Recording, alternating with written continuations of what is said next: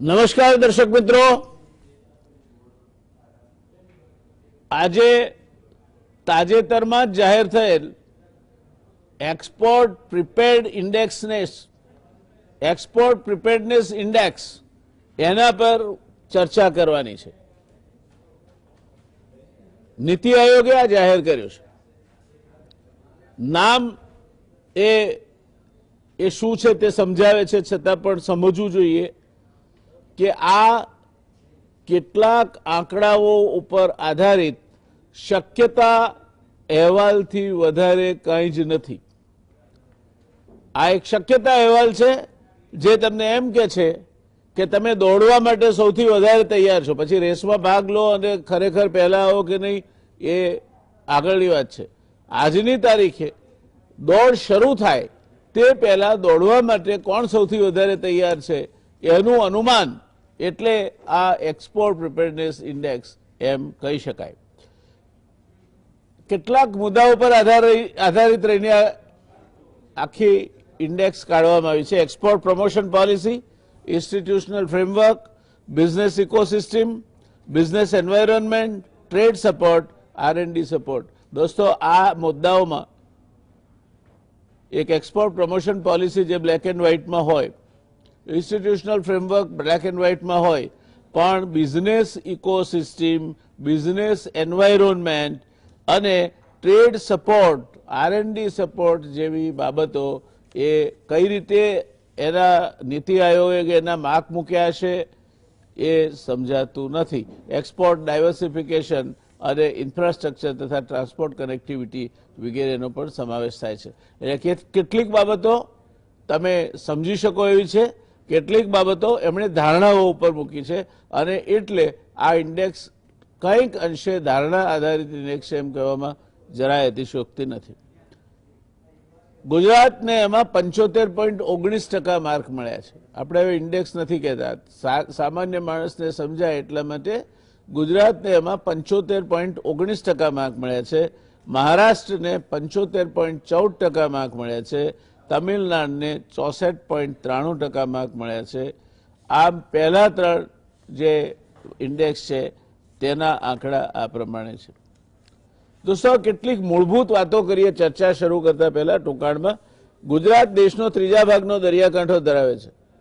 પ્રાચીન કાળથી જ ગુજરાત સાગરખેડુ પ્રજા રહી છે. ઈસવીસન 1820 સુધી ભારત અને ચીન દુનિયાના કુલ જીડીપીના લગભગ 60% હિસ્સો ધરાવતા હતા. કચ્છથી માંડીને કેરાળા સુધી ભારતના બંદરો ધમધમતા હતા. ભારતમાંથી મુખ્યત્વે તેજાના, મરી મસાલા, હસ્તકળા, કારીગરીની વસ્તુઓ નિકાસ થતી. ગુજરાત અફીણ અને હાથશાળ પર વણેલ જાડા કાપડના નિકાસ માટેનું મુખ્ય નિકાસકાર હતું. વાસ્કોડી ગામા 20 મે 1498ના દિવસે કાલિકટ બંદરે પહોંચ્યો અને ઝામોરીનના દરબારમાં હાજરી આપી એને ત્યાં સુધી લઈ આવનાર આપણો એક ગુજરાતી વાણવટી કાનજી માલમ હતો. એણે રસ્તો ન બતાવ્યો હોત તો વાસ્કોડી ગામા ભારત નહીં પહોંચ્યો હોત. ભરૂચ, ઘોઘા અને સુરતના બારા વેપારથી ધમધમતા. આના કારણે પોર્ટુગીઝ અને ઈસ્ટ ઇન્ડિયા કંપની ભારત તરફ આકર્ષાયા. અત્યારે એ કહેવાની જરૂર નથી, પણ ગોપી મલિક અને અયાઝ મલિક નામના બે ગવર્નર, એક એ ભરૂચનો પોર્ટના ચાર્જમાં હતો, એક સુરતના ચાર્જમાં હતો. એમણે ખાસ કરીને અયાઝ મલિક જીવ્યો ત્યાં સુધી એણે પોર્ટુગીઝોને ભારતની ધરતી પર પગ મૂકવા નહોતો દીધો. ઈસ્ટ ઇન્ડિયા કંપનીએ વેપાર માટેની પોતાની પહેલી કોઠી 24 ઓગસ્ટ 1608, કોઠી એટલે ઓફિસ એવો અર્થ કરવો આપણે, પહેલી કોઠી 24 ઓગસ્ટ 1608ના વર્ષમાં સુરતમાં નાખી હતી. દોસ્તો, એક આડ વાત કરી લો. આ ઈસ્ટ ઇન્ડિયા કંપની આપણને આ દેશમાં વેપાર માટે આવી અને પછી આપણી માલિક થઈ ગઈ. આ ઈસ્ટ ઇન્ડિયા કંપની પગભર થાય તે પહેલા જ એનું દેવાળું નીકળી ગયું હોત, એ ડિફોલ્ટમાં એટલે કે વલણ ચૂકવવામાં નિષ્ફળ જઈ રહી હતી, ત્યારે બરાબર એવા કટોકટીના સમયે એને આત્મારામ ભૂખણ કરીને સુરતમાં જે પેઢી હતી એણે 1 લાખ રૂપિયાની આંટ એ સમયમાં આપી. ઈસ્ટ ઇન્ડિયા કંપની બચી ગઈ અને આપણા ત્યાં આપણા કપાળે ગુલામી લખાઈ ગઈ. આ પ્રકારની વેપારી અને વાણવટા સાથે જોડાયેલ વિદેશ વ્યાપાર પરિસ્થિતિને કારણે ગુજરાતીમાં કેટલીક કહેવતો પ્રચલિત બની છે. દાખલા તરીકે ડાયો દીકરો દેશાવર ભોગવે, ડાઈ વહુ ઘર સંભાળે, જે જાય જાવે. આપણે જાવા સુમાત્રા બોર્નિયો તરફ આપણા વાળો હંકારી જતા તેજાના ભરીને, જે જાય જાવે તે પાછો ના આવે, કારણ કે દરિયો બહુ મુશ્કેલ હતો. અને જો પાછો આવે તો પરિયાના પરિયા ખાય તેટલું લાવે. જે જાય જાવે તે પાછો ના આવે, જો પાછો આવે તો પરિયાના પરિયા એટલે છોકરાના છોકરા, છોકરાના છોકરા ખાય તેટલું લાવે. લંકાની લાડી ને ઘોઘાનો વર, આ બધી કવિતો આપણે ત્યાં એટલા માટે આવી છે કે આપણે દરિયો ખેડનાર પ્રજા છીએ. ગુજરાતીમાં ગુણવંતલાલ માધવલાલ આચાર્ય, સરફરોશ, હરારી, દરિયાલાલ આવા દરિયાઈ યાત્રા, દરિયાઈ ચાંચિયાઓ અને એ વખતના વાણવટાની પરિસ્થિતિ અંગે સરસ પુસ્તકો લખ્યા છે. તો નાનજી કાળીદાસ મહેતાએ એ ઘરેથી નાસી છૂટ્યા હતા. વાણના ભંડકીયામાં छिपाઈને એમણે યાત્રા કરી અને પછી કેન્યા અને યુગાન્ડા વગેરે દેશોમાં જઈ અને એ માલેતુજાર બન્યા. પોતાના સાહસથી એમણે પોતાની આત્મકથા લખી છે, મારી અનુભવ યાત્રા. એમાં પણ દરિયાઈ વેપાર અને એ અંગે સંબંધિત બાબતો આપેલી છે. હવે મૂળ વાત પર આવીએ, કારણ કે આ ઇન્ડેક્સ જાહેર કરવાથી વેપાર વધે છે એવું તો થવાનું નથી. વેપાર તો વેપારીઓ વધારશે, તમારો માલ બજારમાં વેચાશે તો વેપાર વધશે, નહીં તો નહીં વધે. તમારી નીતિઓ તમારો માલ બજારમાં વેચાય એવી હોવી જોઈએ. તમારી નીતિ તમારા માલની પડતર કિંમત હરીફાઈમાં ઊભી રહી શકે વિદેશી વેપારમાં એવી હોવી જોઈએ. કમનસીબે ગમે તે કારણો ગણો, વિશ્વમાં ભારતના વેપારનો ભાગ માત્ર 1.71% છે. વિશ્વની 17% વસ્તી ધરાવતો દેશ વિદેશ વેપારમાં માત્ર 1.71%નો ભાગીદાર છે. ભારતની માથાદીઠ એક્સપોર્ટ $241 છે. ભારતની માથાદીઠ એક્સપોર્ટ $241 છે. કાંકણીના ટોચકા જેવડું છે દક્ષિણ કોરિયા, એની માથાદીઠ એક્સપોર્ટ $11,900 છે. ચીનની $18,000 છે. દેશની કુલ નિકાસમાં 70% હિસ્સો માત્ર 5 રાજ્યો મહારાષ્ટ્ર, ગુજરાત, કર્ણાટક, તમિલનાડુ અને તેલંગાણાનો છે. ગુજરાતને લાગે છે ત્યાં સુધી મુખ્ય શું વસ્તુઓ નિકાસ થાય છે એની વાત કરીને આપણે ચર્ચા શરૂ કરીશું. ગુજરાત એ દેશના કુલ નિકાસનો 20% ભાગ ધરાવે છે. 5મો ભાગ ગુજરાતનો છે. ગુજરાત બધામાં પાંચમા ભાગે બહુ રહે છે. 5% વસ્તી છે, 5% એરિયા છે અને 5મો ભાગ નિકાસનો છે. મુખ્યત્વે હીરા, વિશ્વ બજારમાં વેચાતા 12માંથી 11 હીરા ગુજરાતમાંથી પસાર થાય છે. પ્લાસ્ટિક, કારણ કે 2 મોટા દેશના પેટ્રોકેમિકલ કોમ્પ્લેક્સ ગુજરાતમાં છે, હજીરા ખાતે અને જામનગર ખાતે. કેમિકલ્સ અને પેટ્રોલિયમ, દુનિયાની 5 મોટામાં મોટી ગ્રીનફિલ્ડ રિફાઇનરીમાં એક એ જામનગર ખાતે છે. રૂ, એમાં આપણો નિકાસનો હિસ્સો, જે રૂની નિકાસ થાય એમાં 60% છે. ફાર્મા 28% અને બટાકા 27%. હવે આમાં મોટા ભાગના કાં તો મેજર પ્લાન્ટના પ્રોડક્શન છે કાં તો એગ્રીકલ્ચર પ્રોડ્યુસ છે. આપણી ડાઈઝ અને ઇન્ટરમીડિયેટ ઇન્ડસ્ટ્રી પણ નિકાસ કરે છે. ગુજરાતના કેટલાક ડાયસ્ટફ અને ઇન્ટરમીડિયેટ એકમો નિકાસના ક્ષેત્રે એમનું સારું નામ છે, સારું કામ છે. પણ મહદઅંશે આ બધું પેલું 1.71%માં આવી જાય. ત્યાં ચર્ચાની શરૂઆત કરતા આપણે એ પૂછવું છે કે આ ખરેખર જે ઇન્ડેક્સ જાહેર થઈ છે એનો વાસ્તવિક રીતે શું આપણે સમજવું. આ નીતિ આયોગે ઇન્ડેક્સ જાહેર કરી એના ઉપરથી આપણને શું જાણવા મળે છે. શરૂઆત અમારા મિત્ર અહીંયા સ્ટુડિયોમાં છે તેમનાથી જ કરીશું અને પછી આગળ વધીશું, કારણ કે આજે 3 પાર્ટિસિપન્ટ્સ મિસ્ટર શ્રીમાન રાવ, યતીન્દ્રભાઈ અને ભાઈ નિશ્ચલ, ત્રણેય સ્ટુડિયો બહારથી પાર્ટિસિપેટ કરવાના છે. તો આપ અમારી સાથે છો. શરૂઆત આપથી કરીએ દિનેશભાઈ. Thank you Yash sir. હું એક્સપોર્ટની જ્યારે વાત આવે ત્યારે એક જ લાઈનથી શરૂઆત કરું તો van goods don't cross the border, military will cross the border. એટલે જો નિકાસ બંધ થશે દુનિયામાં તો આર્મી અને નેવી ક્રોસ કરશે. એટલે ગુડ્સનું બોર્ડર્સ ક્રોસ કરવા ઇઝ વેરી ઇમ્પોર્ટન્ટ. અને કોઈ પણ કન્ટ્રી બધી વસ્તુ બનાવી નથી શકવાની કે એગ્રીકલ્ચર પ્રોડ્યુસ નથી કરી શકવાના. When we are talking about globalisation, export is the key word. અને જ્યારે નીતિ આયોગે આ વસ્તુ એક ઇન્ડેક્સ ઊભી કરીને જે બતાવવામાં આવી છે, જેમ તમે કીધું કે આજે આપણા જેટલા રાજ્ય છે બધા એક ઓલિમ્પિક હરીફાઈમાં એક્સપોર્ટ્સ માટેની લડી રહ્યા છે, એ પોતાનું શેર લેવાનું ટ્રાય કરી રહ્યા છે, ત્યારે ગુજરાતે સૌથી આગળ આવ્યું છે. It might be a marginally ahead of Maharashtra, but still it is number one at the moment in preparedness. હવે પ્રિપેર્ડનેસની વાત કરીએ તો એટલીસ્ટ તૈયારી તો છે આપણી. હવે now it depends entirely on the current government policies અને એનાથી વધારે આપણી ઇન્ડસ્ટ્રીઝ ઉપર. અને એનાથી પણ આગળ વધીએ તો products, the quality of the product and the competitiveness of the pricing. એક્સપોર્ટ્સમાં જ્યારે આપણે વાત કરીએ તો very important role which is played by is foreign exchange. Your currency જે રીતે તમારી પ્લે કરે છે એના ઉપર પણ બહુ મોટું આધાર મૂકેલું હોય છે કે તમારી pricing as compare to USA or China. જ્યારે આપણે થર્ડ કન્ટ્રીમાં વાત કરીએ તો તમારી પ્રાઇઝિંગ તમારી પ્રોડક્ટની ઇન્ડિયામાં તો તમે સેમ રહેવાની, પણ ઇન્ટરનેશનલ બજારમાં exchange also plays a very important role. હવે ગુજરાતની વાત કરું તો there are lot of products, અને ગુજરાતની વાત કરીએ તો ગુજરાતીનો ઉલ્લેખ તો આવે જ. અને ગુજરાતી ઇઝ ઓલવેઝ, જેમ તમે કીધું કે વર્ષો કાળથી ગુજરાતી એક સમુદ્ર ખેડૂ જાતિ છે.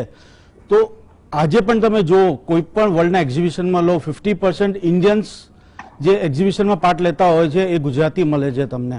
That means they are risk takers. તેમને ઇન્ટરનેશનલ માર્કેટમાં પોતાના પ્રોડક્ટને મૂકવામાં કે એને આગળ ધપાવવામાં કોઈ પ્રોબ્લેમ નથી. એ આગળ વધવામાં માને છે. અને એ રીતે એટલા માટે, અને એ વસ્તુ આજે જે EPI આવ્યું છે, એક્સપોર્ટ પ્રિપેરનેસ ઇન્ડેક્સ, એ પણ એ સૂચવે છે કે we are ready to take up the world. હવે આપણે જોવાનું છે કે આગળ જતા કેવી રીતે આપણે આગળ વધીએ છીએ. ધન્યવાદ. યતીન્દ્રભાઈ, આપ તો એન્જિનિયરિંગ ગુડ્સના ઉત્પાદન સાથે સંકળાયેલા છો. How do you look at this export preparedness index? આમાં આ ઇન્ડેક્સ બહાર પાડીને નીતિ આયોગ શું કહેવા માંગે છે? કઈ એને કોઈ વધારે ઇન્સેન્ટિવ આપીને જે રાજ્યની એક્સપોર્ટ પ્રિપેર્ડનેસ ઇન્ડેક્સ સારી છે એને કંઈ આગળ વધારવા માંગે છે? એમણે જાહેરાત કરી કે આ 6 જણા દોડમાં ભાગ લેવા માટે બરાબર છે, પણ એ પછી શું કરવાનું? એમની પાસે યુનિફોર્મ આપવાના છે, એમને પૌષ્ટિક ખોરાક આપવાના છે. માનવું શું આ export preparedness index? What does it mean to you? જયનારાયણભાઈ, આપણે જે તમે ઉલ્લેખ કર્યો કે ભાઈ આ એક પ્રિપેર્ડનેસનો એક ખ્યાલ આપવામાં આવે છે. મારા મત મુજબ તો આ એક હરીફાઈ ઊભી કરવામાં આવી છે કે દરેક રાજ્યો પોતાના ઉદ્યોગોને ઉત્તેજન આપીને એક્સપોર્ટ વધારવાની હરીફાઈમાં ઉતરે. સૌથી પહેલી વસ્તુ આ છે. જે રીતે સ્વચ્છ ભારત અભિયાનમાં આપણા દેશના સ્વચ્છ શહેરોનું આકલન થાય છે વર્લ્ડ બેંક દ્વારા, અને એ પ્રમાણે સૌથી સ્વચ્છ શહેરનું દર વર્ષે એમ કે જાહેરાત થાય છે. પહેલા 10 શહેરો અને પછી અલગ અલગ શહેરોનું આકલન હોય છે, એમનો નંબર હોય છે. એટલે એવી જ રીતે આ એક હરીફાઈ શરૂ કરવાનું એક એમ કે જે કહેવાય કે નીતિ આયોગનો એક પુશ છે. પણ એનાથી આગળ આપણે વિચારીએ કે ભાઈ આપણે જો એક્સપોર્ટમાં 1.73% થી આગળ જવું હોય તો જે આપણા વડાપ્રધાને અત્યારે આત્મનિર્ભર ભારતની વાત કરી છે એને એક્સપોર્ટને ધ્યાનમાં રાખીને આપણે વિચારવાની જરૂર છે. કારણ કે આપણી જે પ્રોડક્શન કોસ્ટ છે એમાં ઇનપુટ મટીરિયલ કોસ્ટ જે છે એમાં અત્યારે કોઈ પણ બિઝનેસમાં આપણે એનો કાચો માલ હોય કે પછી એના કોમ્પોનન્ટ હોય કે પછી એની અલગ અલગ જે વસ્તુઓ આપણને બનાવવામાં જરૂર પડે એ બધી વસ્તુઓ બહારથી લાવીએ છીએ. આજે ધારો કે ફાર્મા ઇન્ડસ્ટ્રીનો આપણે દાખલો લઈએ તો લગભગ 60% API જે છે એ આપણે વિદેશોથી લાવીએ છીએ, અને મુખ્ય જે દેશ છે એ ચાઇના છે. એવી જ રીતે એન્જિનિયરિંગ ઉદ્યોગમાં જો હું આપને ઉદાહરણ આપું કે અમે જે બધા અલગ અલગ જે મશીનો અને એ બધું જે બનાવીએ છીએ એમાં ભારત મિકેનિકલ આઇટમ બનાવવામાં એની કોસ્ટ કંટ્રોલ કરવામાં બહુ જ વ્યવસ્થિત રીતે એમ કે સજ્જ છે. પણ જ્યાં ઇલેક્ટ્રિકલ જે ઓટોમેશન છે, ઇલેક્ટ્રિકલ છે, આ બધી વસ્તુઓ અમારે બહારથી જ લાવવી પડે છે અને એને લીધે જે કોસ્ટ ઓફ પ્રોડક્શન જે ગમે તેટલું અમે વોલ્યુમમાં જઈએ પણ અમારી જોડે આંતરરાષ્ટ્રીય હરીફાઈમાં અમારે જે કોસ્ટ કંટ્રોલ લાવવાનો હોય એ એક મોટો પડકાર બને છે. એટલે આમાં ઉદ્યોગો માટે સરકારે અમુક જે સેક્ટર છે એને મિશન ક્રિટિકલ સમજીને અને એને અલગ અલગ પ્રકારના ઉત્તેજનો આપીને અને એક ટાસ્ક ફોર્સ રચીને કોસ્ટ ઓફ પ્રોડક્શન નીચે લાવીને અને એની સાથે એક્સપોર્ટ પ્રિપેર્ડનેસ વ્યવસ્થિત હોય તો એવા રાજ્યો એક્સપોર્ટ મોટા પાયે વધારી શકશે. જે તમે કોરિયાનું એક ઉદાહરણ આપ્યું એવી રીતે એક રાજ્ય પણ કોરિયાની હરીફાઈ કરી શકે એવી શક્યતા છે. પણ હાલમાં આપણે જોઈએ તો એમાં સમાવર્તી એમ કે સંપૂર્ણ પ્રયાસ કરવાની જરૂર છે. ઉદ્યોગોએ પોતાનો પ્રયાસ કરવાનો છે, સરકારે પોતાનો પ્રયાસ કરવાનો છે, રાજ્યોએ પોતાનું જે કહેવાય કે ઇન્ફ્રાસ્ટ્રક્ચર થી માંડીને દરેક વસ્તુઓ એક્સપોર્ટ માટેની જે આખી એક માળખું છે એને ઓટો પાયલટ ઉપર એમ કે કામ કરે એ રીતે એમણે પણ વ્યવસ્થા કરવાની જરૂર છે. Thank you. राव साहब, आपके पास आना चाहूंगा. ये जो एक्सपोर्ट प्रिपेयर्डनेस इंडेक्स है उसको आप कैसे देखते हैं? मेरे लिए तो समझ में नहीं आने वाली बात है, क्योंकि इतना सब होगा. अगर यहाँ वो हमारा एक स्टोरी आता था, हम गुजराती में पढ़ते थे तब, कि एक ड्रीमर था कि बंदा तालाब की पाल पे बैठेगा और सोच रहा था कि बरगद के पन्ने जो है वो मालपुए बन जाए और तालाब घी से भर जाए तो बंदा झबोल झबोल के खाए. क्या हमारी अपेक्षा ऐसी है? ये अभी जो बातें हो रही है वो तो ऐसा लगता है कि ये सब हो तब India will be very competitive in the export market. मुझे इसमें एक्सपोर्ट प्रिपेयर्डनेस इंडेक्स के साथ जुड़ी हुई कोई बात नहीं मिलती है. क्या ख्याल है आपका? फर्स्ट ऑफ ऑल सर, ये गुजरात के एक्सपोर्ट प्रिपेयर्डनेस इंडेक्स जो निकाला है, and once again Gujarat is proved to be an a model state. Number 1. Number 2 ये है सर, जो वेटेज इन लोगों ने दिया है, एक है पॉलिसी, बिजनेस इकोसिस्टम है, export ecosystem and export performance है. ये चारों चीज है ना, they are beautifully bifurcated in 4 different parts. And even states also if you look at, उन लोगों ने भी स्टेट वाइज को भी हर एक स्टेट का अलग अलग तरीके से उन लोगों ने बहुत बढ़िया से उन लोगों ने एनालिसिस किया है सर. नंबर 1. दूसरा ये क्या है, जब ये पॉलिसी है वो 4 पिलर्स का अंदर सब पिलर्स भी इन लोगों ने बनाया और उन लोगों को भी बेस्ड ऑन दिस सिस्टम हर एक का एक वेटेज दिया गया है. It is really a beautiful analysis as far as my knowledge is concern.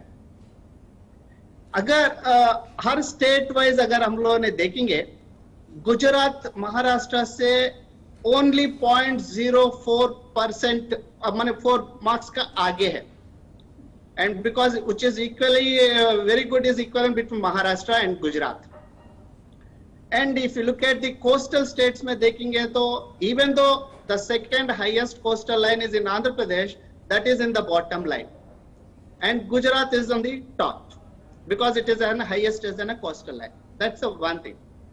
When it comes to the internal हमने सब सेक्टर्स में हम देखेंगे कुछ पॉइंट्स बहुत बढ़िया तरीके से इन लोगों ने एक्सप्लेन किया sir. When compared with Maharashtra में अगर हम देखेंगे तो उन लोगों ने फॉर एक्सपोर्ट्स प्रमोशन के लिए अगर कोई भी तकलीफ होता है, so they have created one special cell, but basically it is called a redressal office, which will take care of all the export problems with all the industry sector, with the state and central as well as the external also.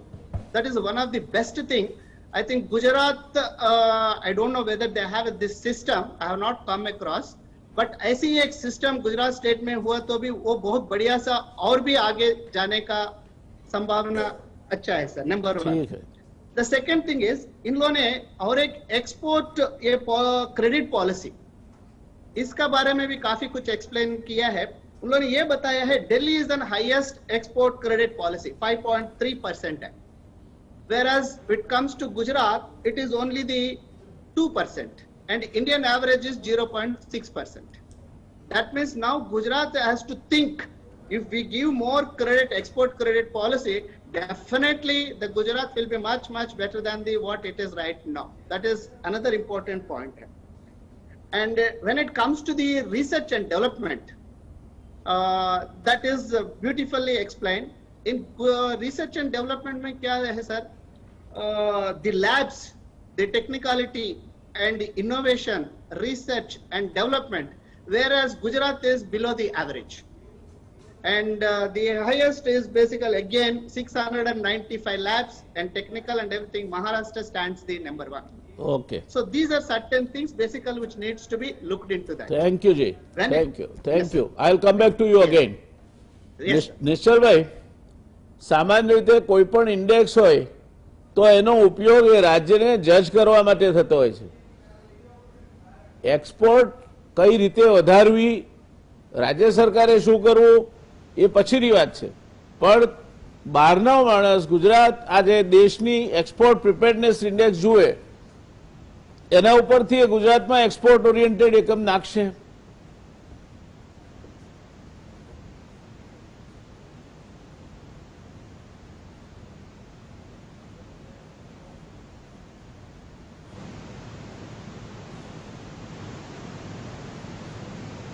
Important component is the policy. The policy for export. One of the important thing which the government I think has done. એક minute નિશ્ચલભાઈ, આપ ગુજરાતી છો, ગરવા ગુજરાતી છો, ગુજરાતીમાં બોલો તો વધારે સારું, કારણ કે પ્રેક્ષકો બધા ગુજરાતી છે, બિલકુલ બિલકુલ દર્શકો બધા ગુજરાતી છે. જે મને એવું લાગે છે કે જે પોલિસી ગવર્મેન્ટે અનાઉન્સ કરી છે હમણાં રિસેન્ટલી, ઓફકોર્સ ઓક્ટોબરમાં અનાઉન્સ કરેલી પોલિસી છે, એના ઉપર મને લાગે છે કે જેટલા બી એક્સપોર્ટર્સ છે, મેન્યુફેક્ચરર એક્સપોર્ટર્સ છે, એ લોકો એને ઇમ્પ્લિમેન્ટેશનમાં લાવવું જોઈએ. એનાથી એ લોકોને ઘણી મદદ થશે.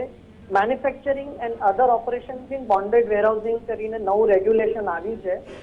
એ રેગ્યુલેશન કોઈ પણ આજે એક્સપોર્ટ તમારે કરવું હોય તો તમારે વાયેબિલિટી એટલે કે તમારે એક્સપોર્ટને કરવા માટેની એબિલિટી તમારા લોકલ માર્કેટને પણ પ્રોડક્ટ વેચીને આવી શકે છે. એને બહુ સિમ્પલ કરી કાઢ્યું છે. પહેલા એક્સપોર્ટરોને બહુ બધા લાયસન્સીસ લેવા પડતા હતા, જેમ કે મશીનરી લાવવી હોય તો એક્સપોર્ટ પ્રમોશન કેપિટલ ગુડ્સ એના અંદર બેંક ગેરંટી ને એવું બધું આપીને લાવવું પડતું હતું. એ લોકોને એડવાન્સ ઓથોરાઇઝેશન લઈ અને એ જે પોલિસી પહેલા જે હતી એના લીધે બી એક્સપોર્ટ એટલું બધું ફાસ્ટ થઈ નતું શકતું. એના ઘણા બધા અવરોધો હતા એના માટે. હવે ઘણા બધા દૂર થઈ ગયા છે. હવે દરેક ફેક્ટરી જે મેન્યુફેક્ચરિંગ કરે છે એને બોન્ડેડ થઈ જવું જોઈએ અને એકવાર એ કસ્ટમ્સ પાસેથી બોન્ડેડ લાયસન્સ લઈ લે. હવે આ વખતનું બહુ જ સારી રીતે પોલિસી આપેલી છે. ઇન્ડિપેન્ડન્ટલી કામ કરી શકે છે. કોઈ એક્સપોર્ટનું એ લોકોને જે કમ્પોનન્ટ કે એ લોકોને જે બીજી વસ્તુઓ જોઈએ એક્સપોર્ટની વસ્તુ બનાવવા માટે, એના માટે કોઈ એક્સપોર્ટ લાયસન્સ હવે લેવાની જરૂરત નથી. ફક્ત બોન્ડેડ થઈ જવાથી એ લોકો એક્સપોર્ટ કરતી વખતે એ લોકોને ઘણા બધા જે પ્રોબ્લેમ પોલિસીને રિલેટેડ આવતા હતા એ નથી આવતા. કારણ કે મારો વિષય લોજિસ્ટિક્સ અને પોલિસી છે. I would like to say on that. મારે એમના જ સંદર્ભમાં કહેવું છે. મને એમ લાગે છે કે export preparedness is the step 1. પહેલું પગથિયું છે, સ્ટેપ છે કે એને એટલીસ્ટ મોનિટરિંગની તરફ જઈ રહ્યું છે. અત્યારે ઇટ ઇઝ શોઈંગ કે અત્યારે કયા સ્ટેટમાં કેટલું એક્સપોર્ટ ચાલે છે. પણ મને એવું લાગે છે કે આવતા વર્ષે જ્યારે નવો રિપોર્ટ થશે ત્યારે ડેફિનેટલી કેટલા એકમો બોન્ડેડ થયા છે that will become one of the એકદમ મોટું મહત્વનું સ્ટેપ થશે કે પ્રિપેરનેસ માટે કેટલા ફેક્ટરીઓ બોન્ડેડ થઈ ગયા છે. કારણ કે બોન્ડેડ થવાથી ઘણી બધી પ્રિપેરનેસ વધી જશે. Thank you. દર્શક મિત્રો, ખૂબ રસપ્રદ ચર્ચા ચાલી રહી છે. એક્સપોર્ટ પોલિસી એ એક બાબત છે, એક્સપોર્ટ મેન્યુફેક્ચર એ બીજી બાબત છે, એક્સપોર્ટ એઝ સચ ફિઝિકલી કરવું ત્રીજી બાબત છે, અને એના ઉપર જઈને એક્સપોર્ટ પ્રિપેર્ડનેસ ઇન્ડેક્સ એટલે મારી શક્તિ શું છે, હું ઘરમાંથી બહાર નીકળું તો કેટલું ચાલી શકું એ નક્કી કરવા માટેની આ ઇન્ડેક્સ છે એવું મહદઅંશે લાગે છે. આપણે અહીંયા રોકાઈશું એક નાનકડા બ્રેક માટે અને કમર્શિયલ બ્રેક પછી મળીશું. નમસ્કાર દર્શક મિત્રો, એક નાનકડા કમર્શિયલ બ્રેક બાદ આપનું ફરી સ્વાગત છે. હું સીધો જવા માંગુ છું યતીન્દ્રભાઈ પાસે. યતીન્દ્રભાઈ, દુનિયાનું મોટામાં મોટું ફ્રી માર્કેટ એ ભારત છે.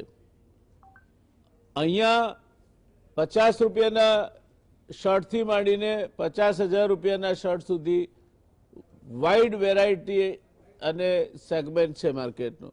There is a huge bottom of the pyramid market, as Professor C.K. Prahlad said.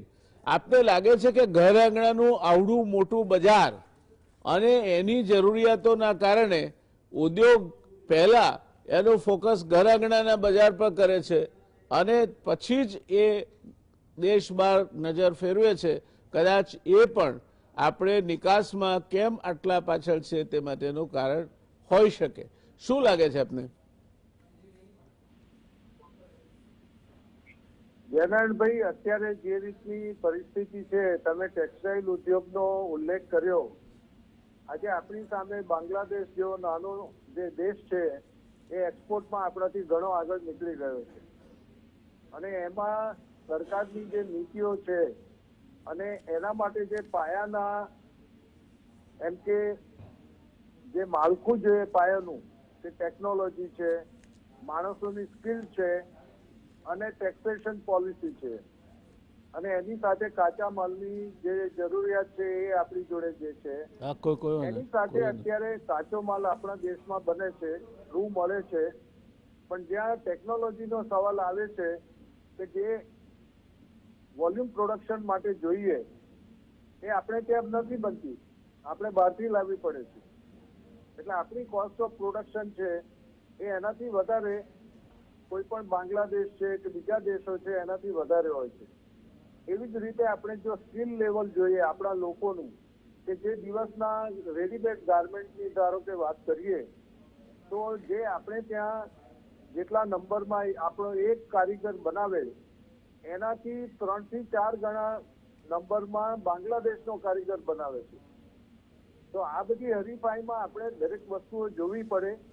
અને ટેક્સેશન એવી વસ્તુ છે કે ટેક્સેશન અત્યારે ઇમ્પોર્ટ ડ્યુટીથી માંડીને ફ્રી ટ્રેડ એગ્રીમેન્ટમાં જે રીતે બહારના જે હરીફ દેશો હોય છે કે જે એમનો પોતાના કાચા માલથી માંડીને મશીનરી છે, ટેકનોલોજી છે, એનો જે ભારતમાં આયાત થતી હોય છે, અને એના લીધે ભારતના જે સ્થાનિક ઉદ્યોગો છે એમને ટકવાનું મુશ્કેલ થાય છે.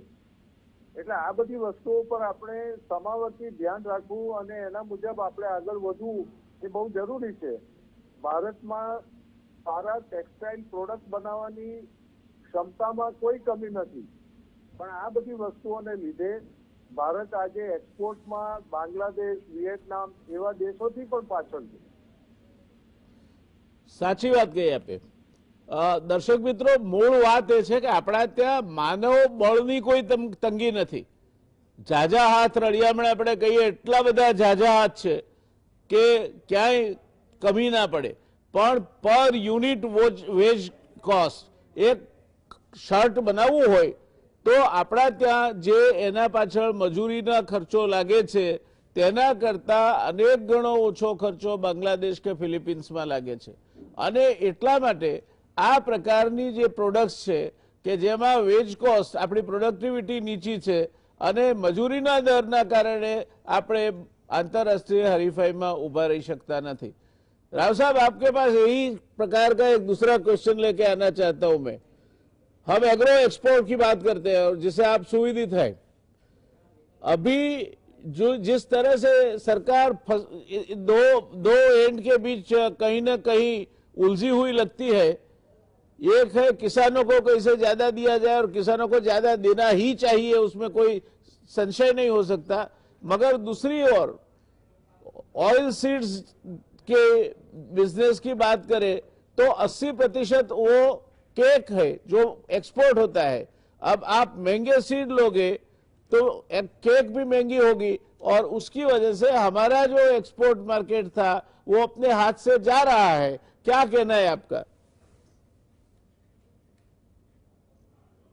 है ना, मिनिमम सपोर्ट प्राइस करके डिक्लेयर करके they want to support the basically the farmers, that is really very good. But at the same time if you look at the castor एरेंडा है ना, हमारा पूरा देश में और वर्ल्ड में we are number 1, specially Gujarat से ही है और वो मेजर एक्सपोर्ट होता है। सिमिलरली मस्टर्ड सीड है वो और सोयाबीन है। अभी तकलीफ कहाँ आ रहा है इंडस्ट्री वाले को है, अगर एक्सपोर्ट करना चाहता है एंड मिनिमम सपोर्ट प्राइस देने से अपने को ज्यादा भाव देके खरीदना पड़ रहा है। एट द सेम टाइम वो हमने एक्सपोर्ट करने के लिए द कॉस्ट ऑफ कॉम्पिटिटिवनेस बढ़ जा रहा है। कॉम्पिटिटिवनेस कब आएंगे? Only when you have an cost cutting होगा, आपका cost competitiveness when your prices are less than the other competitive world. Government एक तरफ से फार्मर्स को सपोर्ट करना चाहता है, at the same time industry is losing because the cost of exports are very high. Now what I personally feel is that government either state and central they should come up with a comprehensive policy जहां उन लोगों को farmers को instead of giving minimum support price they can think of giving incentive, ऐसा सोच सकता है farmers को जो क्रॉप्स है वो जो एक्सपोर्ट हो रहा है, ताकि क्या है जो एक्सपोर्ट हम लोग डी ऑयल केक जो एक्सपोर्ट हम लोग ने फॉरेन कंट्रीज में कर रहा है तो हम लोग ने एक कॉम्पिटिटिवनेस रह सकता है as far as an agriculture is concern. दूसरा चीज ये है सर, अभी अदर देन एग्रीकल्चर अपन मोरबी एक एग्जांपल हम लेंगे। Morbi is basically is known for the tiles and I think more than 900 industries है। जस्ट एग्जांपल आपको छोटा सा एग्जांपल आप देना चाहता हूं सर, अगर मोरबी वाला एक्सपोर्ट करना चाहता है एग्जांपल मुद्रा से, एक कंटेनर अप्रोक्सीमेटली एक कंटेनर लोड मुद्रा ले जाने के लिए 15,000 से 18,000 रुपए लगता है ट्रांसपोर्टेशन कॉस्ट। और वही है मुद्रा पोर्ट से अगर वो एक्सपोर्ट करना चाहता है any of the Arabian countries, वो ज्यादा से ज्यादा 5,000 लगता है। Just look at for travelling 200 kilometres you are paying 18,000 rupees और खाली 5,000 उसमें है। So we are not getting that competitiveness. Why it is happening? They feel that it is, look at the Morbi. In fact मैंने एक छोटा सा स्टडी किया था, वहां मुझे पता चला है even though they have an industry, वहां कोई भी एक भी इंफ्रास्ट्रक्चर, रोड इंफ्रास्ट्रक्चर कोई भी ठीक नहीं है। वहां पैलेट सिस्टम से करने के लिए कंटेनर्स वाला रिफ्यूज करता है, क्यों? वो इतना गड्ढे पड़ा हुआ है। सो उन लोगों ने है ना कंटेनर्स उल्टा सीधा होके वो एक्सपोर्ट जाते तब तक वो पट जाता है। So nobody is willing. So the basic thing is infrastructure is rightly identified in this report. Infrastructure जो है ना most important thing है सर, the infrastructure में first thing is the roads. That is the most important factor. Yes sir.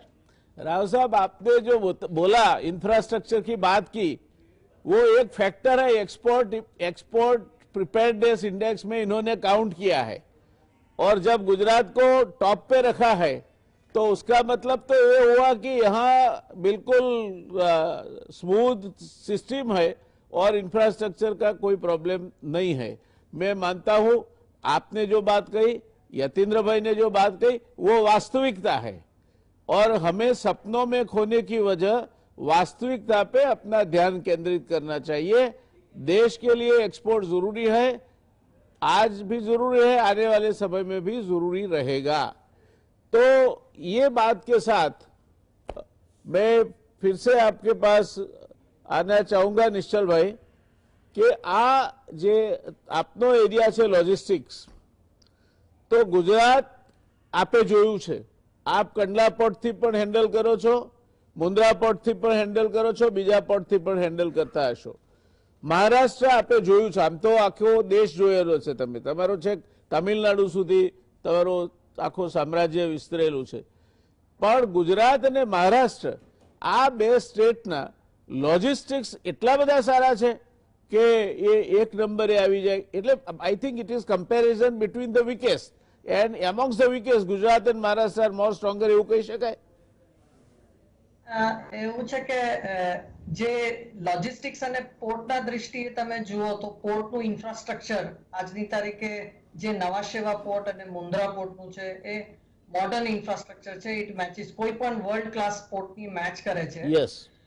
જ્યાં સુધી road infrastructure અને અધર infrastructure નો સવાલ છે ત્યાં સુધી Gujarat definitely ranks much ahead of Maharashtra.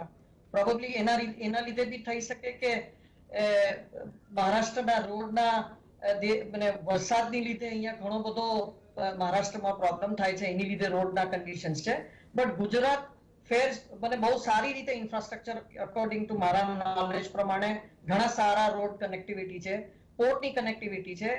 આજની તારીખે જો ગુજરાતનું એક્સપોર્ટના સાઈડમાં કંઈક જો થોડું ઘણું લેગિંગ થતું ઓછું લાગી રહ્યું છે એ છે એક પ્રોપર એક સારું એરપોર્ટ જેના અંદર કાર્ગો કોમ્પ્લેક્સ હોઈ શકે, બધી ઇન્ટરનેશનલ ફ્લાઇટ્સ ત્યાં આવી શકે અને અત્યારે ગુજરાતના એક્સપોર્ટર્સને જે કનેક્ટિવિટી મળે છે ફોરેન ગુડ્સ મોકલવા માટે એ બધા કનેક્ટિવિટીના ફ્લાઇટ્સ જે છે વધુ કરીને મુંબઈ અને દિલ્હી આ બે એરપોર્ટ્સ પર વધુ ફ્લાઇટ્સ આવે છે.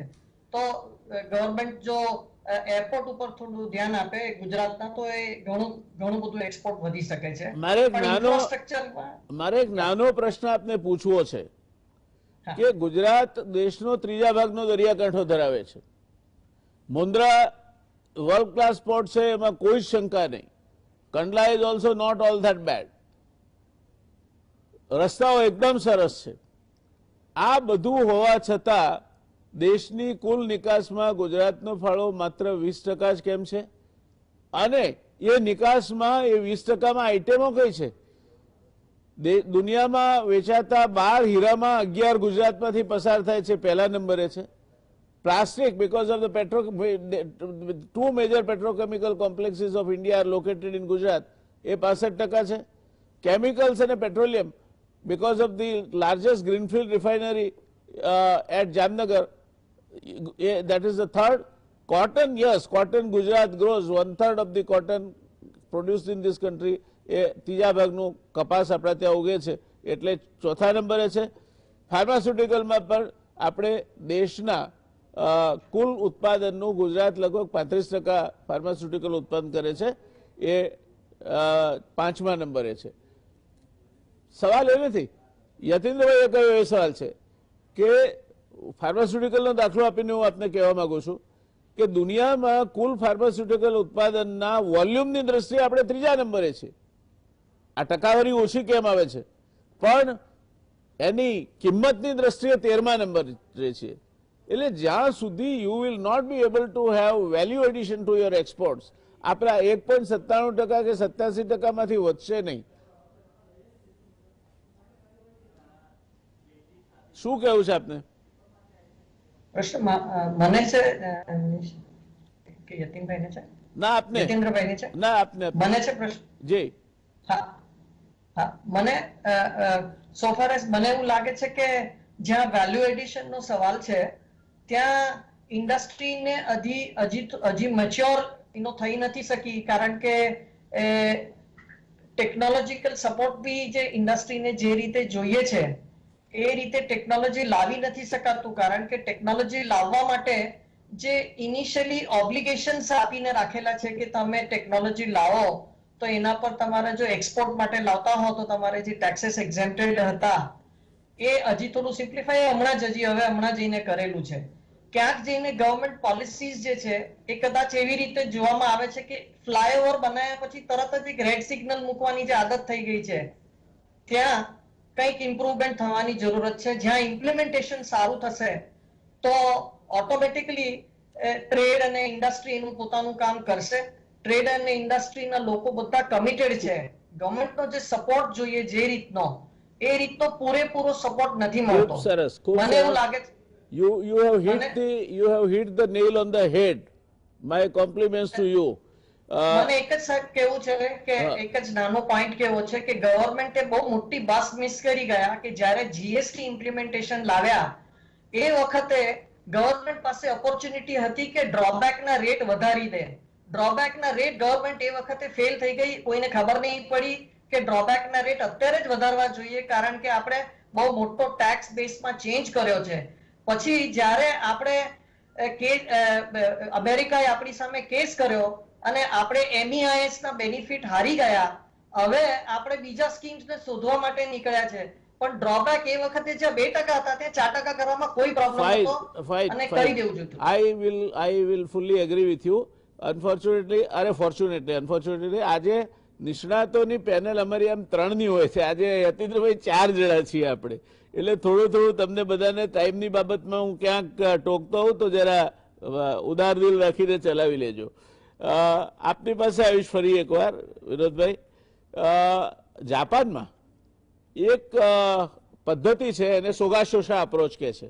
કોઈ પણ મોટો એક્સપોર્ટનો ઓર્ડર હોય એટલે જાપાન સરકારની મિટી એટલે મિનિસ્ટ્રી ઓફ ઇન્ડસ્ટ્રીયલ ટ્રેડ, ત્યાંની મેજર બેંકો, ત્યાંની મેન્યુફેક્ચરિંગ મેજર કંપનીઓ, મિત્સુબિશી હોય, ટોયો હોય કે જે હોય તે, આ બધા સાથે બેસે અને પછી એ સરકાર વતી મિતિ બધાનું નેગોશિએટ કરીને પૂછે કે તમને જો આ ઓર્ડર જીતવો હોય તો તમારા મત પ્રમાણે કઈ પ્રાઇસ કોટ કરવી જોઈએ, અને એ ભાવ કોટ કરવો હોય તો તમારે બાકીની વસ્તુઓ શું શું જોઈએ. એટલે એ દરેક વસ્તુ કે ભાઈ અમને નાણાં આટલા ટકાએ મળે, અમને આ જે આટલી વસ્તુઓ જોઈએ તાત્કાલિક મળી જાય, અમને આ ટ્રાન્સપોર્ટ માટેનું આ જે ગ્રીન ઝોન છે એમાંથી અમને એક્સેસ મળી જાય.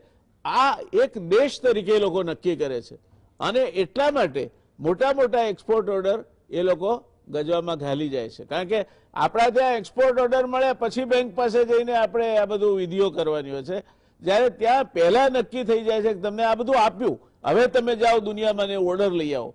શું લાગે છે આપને, આ પદ્ધતિ આપણા ત્યાં અપનાવવા જેવી છે? જાપાન અને ઇન્ડિયાનું પોલિસીમાં કમ્પેરિઝન કરવું બહુ અઘરું છે, કારણ કે we are still immature market for exports. આપણે હજુ MSMEમાં જીવીએ છીએ. આપણે જ્યારે નવા ડેફિનેશન પ્રમાણે 95% આપણી જો ઇન્ડિયાની કંપનીઝ MSME ફોલ થતી હોય તો એક ટાઈપનો કોન્સોર્શિયમ કરવું અને એ રીતે ગવર્મેન્ટ પાસે જવું, ઇટ્સ વેરી ડિફિકલ્ટ. તમે એક નાના, ભલે આપણે ઇઝ ઓફ ડુઈંગ બિઝનેસની વાત કરતા હોઈએ, પણ એક નાના સેન્કશન કરવું હોય કે DGFTથી એક એડવાન્સ લાયસન્સ કઢાવવું હોય, એ પણ એક ચેલેન્જ હોય છે નાના MSME માટે. એટલે બેન્કોનું ને એ બધાની તો ક્રેડિટ ને એ વસ્તુ તો હવે બાજુએ રહી. એટલે અત્યારે જે હરીફાઈ છે, જે કોમ્પિટિશન છે, એમાં સૌથી પહેલાં ઓર્ડર લાવવો એ ચેલેન્જ હોય છે, કારણ કે MSME માટે એક ઇન્ડિવિજ્યુઅલ હોય કે 10 જણની ટીમ હોય, એની પાછળ લાગેલી હોય છે. એ ઓર્ડર આવ્યા પછીની બધી વસ્તુઓ થાય છે. એટલે જે તમે કોન્સેપ્ટ કીધું સોગાસોસો, એ ઇન્ડિયામાં આવતા ઘણી વાર લાગશે. ઇવન મોટી કંપનીઓ પણ આ રીતે કોન્સોર્શિયમ નથી બેસતી, કારણ કે આપણે એમ કહેવાય કે 1+1 જાપાનીઝ 11 થાય, જ્યારે 1+1 ઇન્ડિયન હોય તો એ -1 થાય છે. એટલે એ બહુ ડિફિકલ્ટ છે. સાચી વાત છે, પણ એક અડધું મિનિટનું ઇન્ટરવેન્શન ઇન્ડિયામાં આપ કહો છો એની સાથે હું 99% સંમત છું. ઇન્ડિયામાં 1% એવી પ્રજા છે કે જે જાતે જ સોગાસોશા છે. એ બેંકની પોલિસી એ નક્કી કરે છે, બધું બાકીનું બધું એ નક્કી કરે છે. મહદઅંશે ક્યારેક તો આપણને નવાઈ લાગે કે સરકારી નીતિઓ પણ એ લોકો નક્કી કરે છે. સાચી વાત છે. એટલે મેં તમને કીધું કે આપણી અત્યારે 95% જે કંપનીઝ છે એ જ અત્યારે એક્સપોર્ટ માટે લડી રહી છે. એ જ અત્યારે આપણે એમને એન્કરેજ કરવા જોઈએ. આપણે 1% વિશે વાત કરવા જેવી નથી, કારણ કે એ તો સેલ્ફ સફિશિયન્ટ છે, એ તો બધું મેનેજ કરી શકશે. 1% 58% વેલ્થ ઉપર કાબુ ધરાવે છે. યતીન્દ્રભાઈ, ક્વેશ્ચન ફોર યુ. આ દેશમાં 1% પ્રજા 58% સંપત્તિ પર કાબુ ધરાવે છે અને 10% લોકો 90% સંપત્તિ પર કાબુ ધરાવે છે. ત્યારે આ બધી નીતિઓ જાહેર કરવા કરતા એ 1% ને 10%, આ 11% ને ભેગા કરીને એમને જો આ કામ સોંપ્યું હોય તો વધારે સારું ના થાય?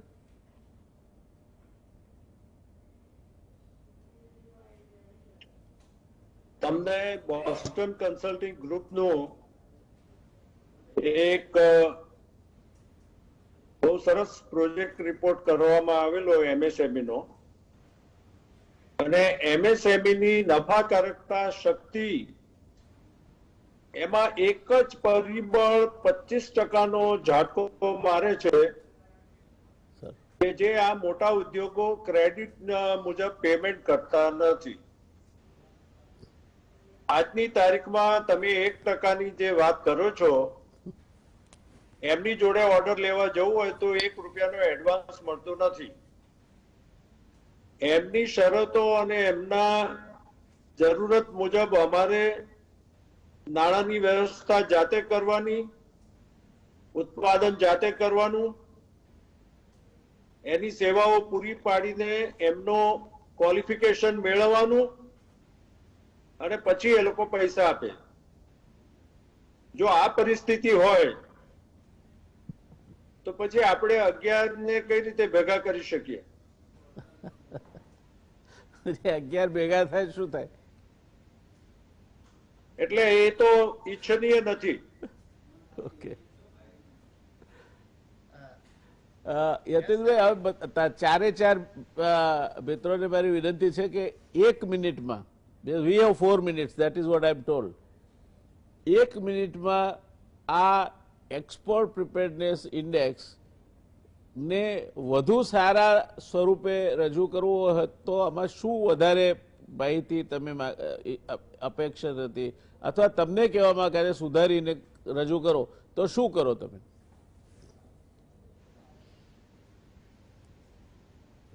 મારે કહેવાનું છે જેને આપનાથી શરૂઆત કરીએ.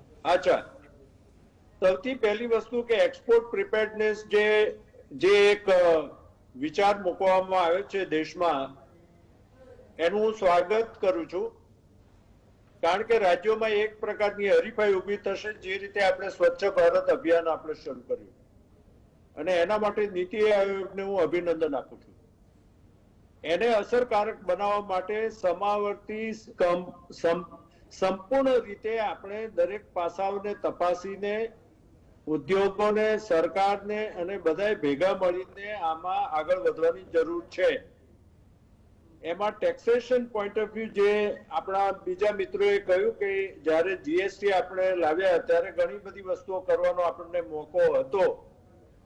અત્યારે એને બીજી રીતે કે ભાઈ ટેકનોલોજી એક મોટું પરિબળ છે કે જે તમારી ઉત્પાદકતા વધારે છે, એની કિંમત ઘટાડે છે.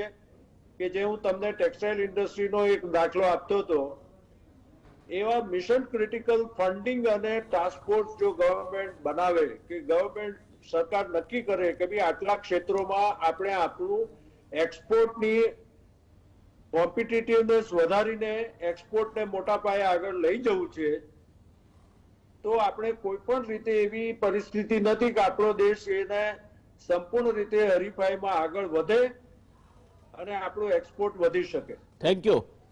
राव साहब, आपकी क्या राय है इसमें? सर, इसमें basically organise sector and unorganise sector basically ये दोनों इसमें इंक्लूड होना चाहिए.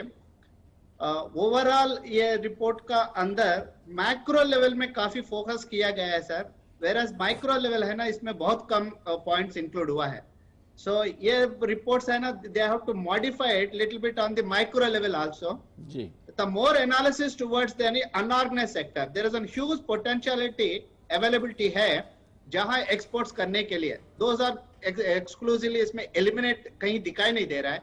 So they have to concentrate on the unorganized sector also. So where they can get is a more potentiality towards an exports. That's all. Thank you. ભાઈ નિશ્ચલભાઈ, મારું આ તો report બની ગયો છે, પણ મારું રેકમેન્ડેશન ગવર્મેન્ટને છે કે નેક્સ્ટ રિપોર્ટમાં કઈ સ્ટેટે કેટલા ઉદ્યોગો અને એકમોને બોન્ડેડ વેરહાઉસિંગ બનાવ્યા એ ડેટા આવશે તો એ પ્રિપેર્ડનેસ માટે બહુ જ કામ આવશે. જી, થેન્ક યુ. વિનોદભાઈ, આપણે 1 કલાક ચર્ચા કરી ગુડ્સ વિશે, પણ આપણે સર્વિસ સેક્ટર જે ઇમ્પોર્ટન્ટ છે એ ભૂલી ગયા. ગુજરાત હજુ આગળ વધી શકે જો આપણે આઈટીએસ સેક્ટરમાં આગળ વધીએ તો આઈટી એનેબલ સર્વિસીસમાં જો એને પણ એના માટેના પ્રોપર ઇન્ફ્રાસ્ટ્રક્ચર, એની પોલિસી બનાવીને આગળ વધીએ તો ગુજરાત ગુડ્સમાં તો છે જ, મેન્યુફેક્ચરિંગમાં છે જ, પણ એમાં પણ આગળ વધી શકે. એના માટે જે ગિફ્ટ સિટી ઊભું કરવામાં આવ્યું છે, જે ફાઇનાન્શિયલ ટેકનોલોજી સિટી બનાવ્યું છે, જ્યારે ફૂલ્લી ઇમ્પ્લિમેન્ટેશનમાં આવી જશે, જ્યારે ત્યાંથી સર્વિસીસ એક્સપોર્ટ થવા લાગશે, ત્યારે હું માનું છું ગુજરાત હજુ પણ આનાથી આગળ વધશે. And my compliment four NITI Aayog કે એટલીસ્ટ એ લોકો એક શરૂઆત કરી છે, એક કોમ્પિટિશન ઊભી કરી છે, જેનાથી આપણને ઘણો ફાયદો મળશે. વી વિલ, અને હું માનું છું દરેક જે સીએમ છે દરેક સ્ટેટના જે ખરેખર એક એન્થુઝિયાઝમ રીતે આને લેશે, પોઝિટિવલી લઈને પોતાનો સ્ટેટને આગળ વધારવાની કોશિશ કરશે. ધન્યવાદ. દર્શક મિત્રો, આમાંથી 3 મુદ્દા બહાર આવે છે. પહેલો મુદ્દો છે કે આ એક પ્રકારની ચેન્જ છે, નવી પરિસ્થિતિ છે, અને નવી પરિસ્થિતિ કોઈ પણ આવે ત્યારે પહેલા એને લોકો આશ્ચર્યથી જુએ, પછી થોડા ગભરાટથી જુએ, અને ધીરે ધીરે સમજાવવા માટે પછી એને સ્વીકારે પણ ખરા. એટલે આજે આ ચર્ચા આપણે શરૂ કરી એ કોઈ નીતિ આયોગનું ક્રિટિસિઝમ કરવા માટે નથી કરી, અને એને આપણે અભિનંદન આપવા માટે બહુ નાના છીએ, કારણ કે એ કંઈ આપણા અભિનંદન સાંભળીને કંઈ કામ કરતું નથી. એ એવડા મોટા આઇવોરી ટાવરમાં છે કે ત્યાં સુધી તમે મોટા ઢોલ વગાડો તો એ નથી પહોંચવાનું. પણ આ એક વસ્તુ આવી છે અને ઉદ્યોગો માટે હવે આની સાથે પધારો પાડવાનો છે. એટલા માટે અગ્રણી આપણા જે નિષ્ણાતો છે એમને આપણે વિનંતી કરી હતી. એક વાત જે યતીન્દ્રભાઈએ કહી એ ખૂબ જ અગત્યની છે કે મોટા જે ઉદ્યોગો છે they are trading on the equity of the micro and small industries. અને એમાં પણ નિકાસની વાત કરીએ આપણે તો એ નાનો સેક્ટર નથી. દેશની એન્જિનિયરિંગ ગુડ્સની 35% સીધી નિકાસ આ સ્મોલ અને માઇક્રો સેક્ટરમાંથી આવે છે. અને ઇન્ડિરેક્ટ ગણો કે એ કોઈને સપ્લાય કરે, યતીન્દ્રભાઈ જેવાને કોઈ મોટા મશીન માટે માલ આપે, એને એડ કરો તો 50% નિકાસ આ નાના લોકો પાસેથી આવે છે. અને આ નાના લોકોની સ્થિતિ સુધરે તો આ ઇન્ડેક્સની જરૂર નહીં રહે. ભારતનો જે ફાળો છે નિકાસ વેપારમાં એ સારી રીતે વધી શકશે. આપણે આશા રાખીએ દેશ આગળ આવે. એક જમાનામાં આપણે નિકાસના મુદ્દે એટલા આગળ હતા કે એનાથી ખેંચાઈને વાસ્કો ડ ગામા અહીં આવ્યો, એનાથી ખેંચાઈને ઈસ્ટ ઇન્ડિયા કંપની અહીં આવી, એનાથી ખેંચાઈને પોર્ચુગીઝ અહીં આવ્યા, અને કમનસીબે એના કારણે આપણે ગુલામ બન્યા. આપણે આશા રાખીએ આપણે ફરી એટલા સદ્ધર થઈએ. આ એક્સપોર્ટ પ્રિપેર્ડનેસ ઇન્ડેક્સના બદલે export sort of actual export promotion index બને.